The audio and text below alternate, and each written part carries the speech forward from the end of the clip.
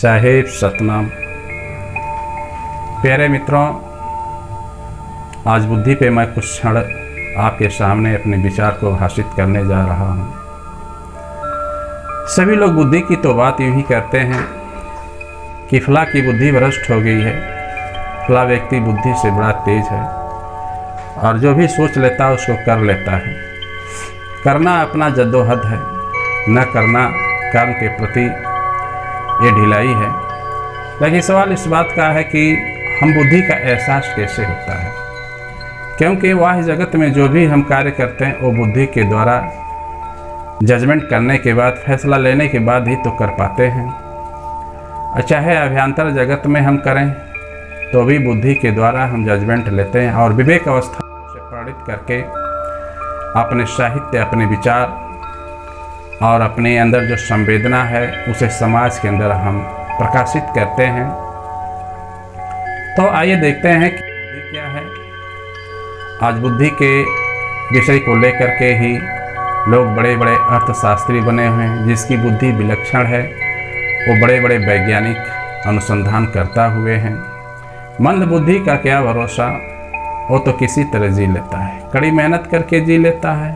अगर उससे मंद बुद्धि है तो भिखारी बन जाता है।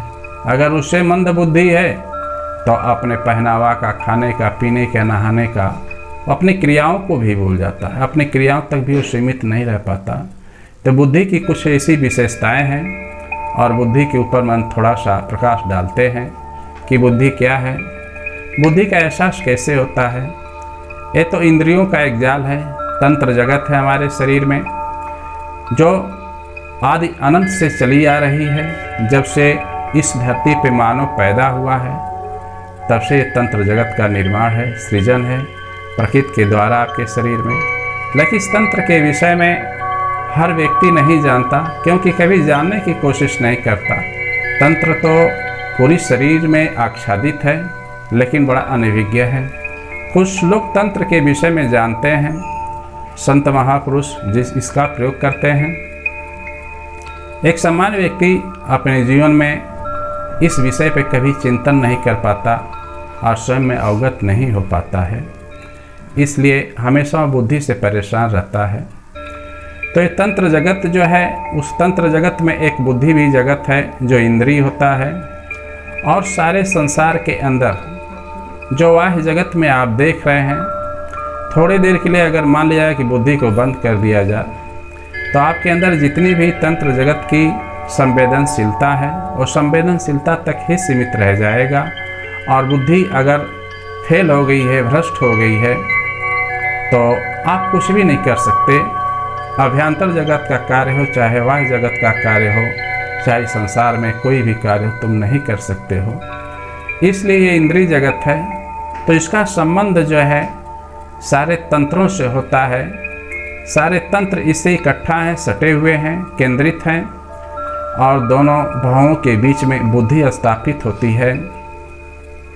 तो वह जगत से जो भी संवेदनाएं होती हैं वो इंद्रियों से संपर्क में आती हैं संवेदनाएं। लेकिन संवेदनाएं जो हमारे अंदर उत्पन्न होती हैं, तो जो हमारे अंदर चली आती हैं, आने का कारण क्या हो सकता है कि हमारे शरीर के अंदर जो परमाणु शक्ति है, जिसे विद्युतीय शक्ति कहते हो, जिसे चुंबकीय शक्ति कहते हो, उस अप्रत्यक्ष रूप में उस शक्ति के द्वारा खींचा चला आता है हमारे इंद्रियों के अंदर और इंद्रियां उसे ले जा कर के बुद्धि के केंद्र पे अवस्थित कर देती हैं और बुद्धि उस पर निर्णय लेता है कि मुझे क्या करना, क्या बोलना है, क्या नहीं बोलना है।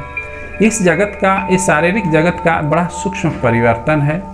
इस परिवर्तन को अगर कोई व्यक्ति अगर पकड़ना चाहे तो बड़ा असंभव सी बात हो जाती है। इसे कोई संत और महापुरुष ही पकड़ता है कि हमारे बुद्धि के अंदर इस समय क्या आ रहा है, गलत बातें विचार आ रहे हैं या सही आ रहा है। तो अगर सही आ रहा है तो बुद्धि हमारी सही है, अगर विचार हमारे अंदर गलत आ रहा है तो हमारी बुद्धि जिस पे अनुसंधान कर रही है वो गलत कर रही है। तो बुद्धि एक ऐसा बिंदु है जिसके वजह से हमारे स्नायुओं के अंदर अमृत भी भर सकती है और जहर भी भर सकता है। तो हम बाहर की जगह से जो चीज़ लेते हैं वो बुद्धि के द्वारा स्नायुओं में प्रविष्ट होता है और सारे हमारे नलिकाओं में भ्रमित होकर के हमारे कोशिकाओं में प्रवाहित हो जाता है, जो एक रस ग्रंथियों के रूप में रस ग्रंथियों को दूषित कर देता है और हमारी शरीर जो दूषित हो जाती है। तो हमारे शरीर में बुद्धि का बहुत बड़ा महत्व है कि बुद्धि से तो मन का भी संबंध होता है, क्योंकि मन उस पर हावी होता है। जब इंद्रियां बाहर से कोई चीज़ लेकर के आती हैं प्रत्यक्ष रूप में, उसका आस्क लेकर के तो मन उस पर चढ़ पड़ता है और ऐसा ही क्रिया बुद्धि के द्वारा संचालित होता है, निर्णय होता है। तो सदा होशियार रहना चाहिए, सदा सतर्क रहना चाहिए, सजग रहना चाहिए और सरल ज़िंदगी जीना चाहिए। और बुद्धि की तरफ हमेशा इंसान को जब भी कोई गलत बात आती है तो तुरंत उसे ख्याल होना चाहिए कि हमारी अचेतन अवस्था जो कहीं और जा रही है, जो कि गलत जगह जा रही है और हमारे बुद्धि को दूषित कर रही है। तो बुद्धि बड़ी शुद्ध चीज़ होती है, ईश्वर के द्वारा बनाई हुई चीज़ है, और इसे आप शुद्ध रखें तो शायद मानव का जो मंदिर है, जो शरीर है, कभी गंदा नहीं हो सकता। लोग कहते हैं कि इनका शरीर बहुत गंदा है, इनका विचार बहुत गंदा है। तो सवाल इस बात का है कि तुम भोजन भी तो कभी गंदे करते हो, जो चीज़ द्रव्य लेते हो, कक्ष भक्ष लेते हो, तुम्हारी बुद्धि निर्णय देती है कि लो, मन उस पर हावी हो जाता है।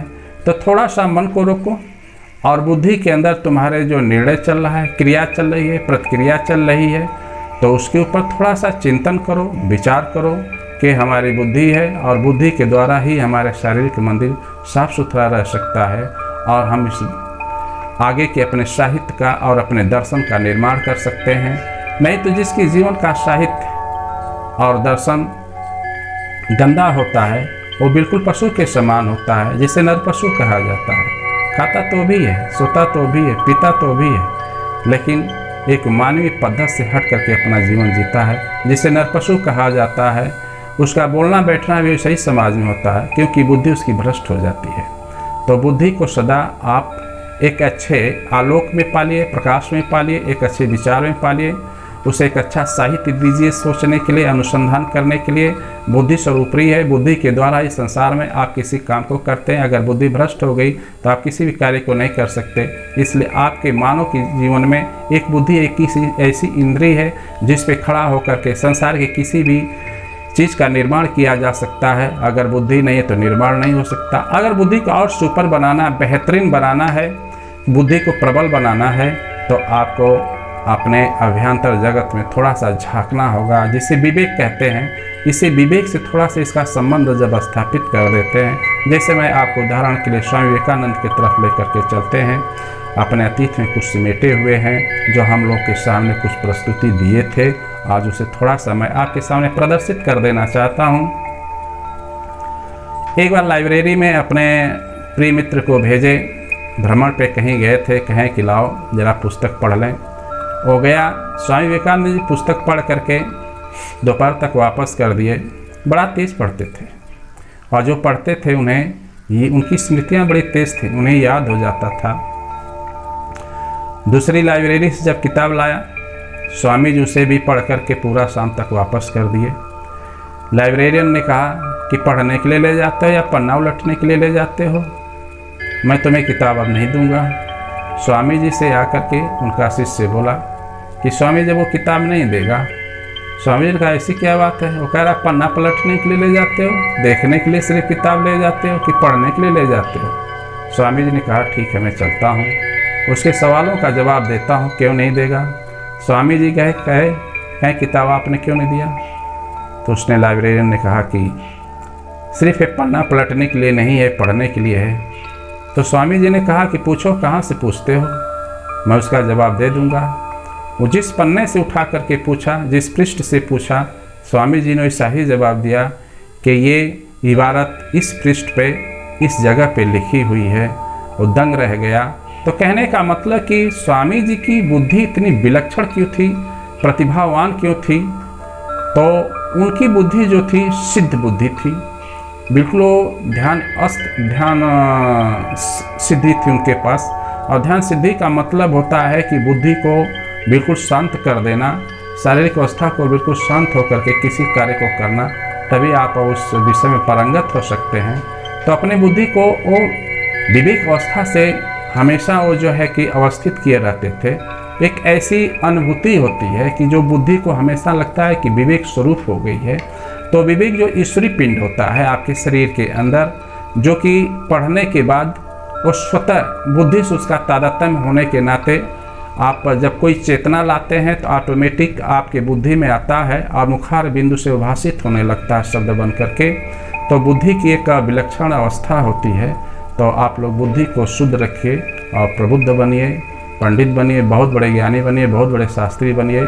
मैं जो भी वक्त दिया अपने श्रीमान जी गुरु भीखा साहब भुड़कुड़ा के जो 250 वर्ष कवि भुड़कुड़ा सिद्धपीठ के मंत्र हुआ करते थे उनकी स्मृति में दिया हूँ।